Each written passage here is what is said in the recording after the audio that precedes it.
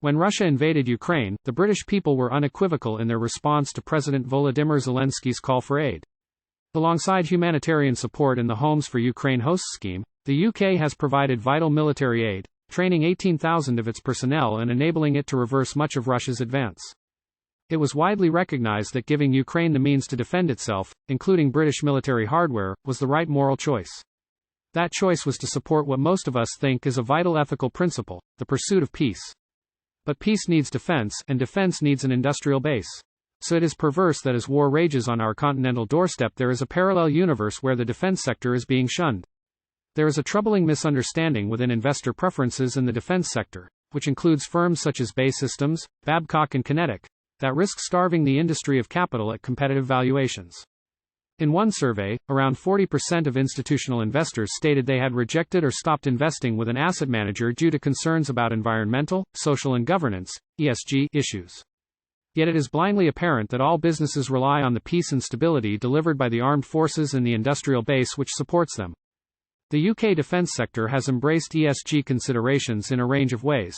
Yet whether because of deliberate discrimination or the unintended consequences of a broad-brush approach, defence companies are swept up in ESG investment groupthink, with profound consequences for us all.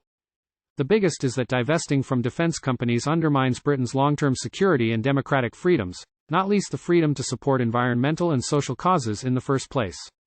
There are not too many ESG outfits in Russia or North Korea. A failure to invest in defense and security firms also damages the economy. Defense is a huge nationwide creator of employment, with 141,000 direct jobs and many more indirectly across the supply chain. What's more, there are wider applications of technologies first developed in the defense sector and vice versa. The internet, satellite navigation and jet engines were born as military applications before creating sectors and changing our civilian way of life. Military-grade cyber capability protects us all. Failure to recognize this robs investors and society alike of the opportunity to capitalize on tremendous innovations. Without healthy access to investment, our industrial capacity and technological edge is blunted, with fewer companies becoming more reliant on government support. And without a domestic defense industry, Britain would become simply a customer, rather than a producer. Keeping ahead of the curve requires a strong and well-funded defense and security industrial base. There could hardly be a bigger or more positive social responsibility than investing in peace. Investing in defense companies is a good thing, for our values, for investors and for society. If Russian tanks roll further into Europe, the freedom we all take for granted would go out the window. The quicker investors realize this and come on board, the better.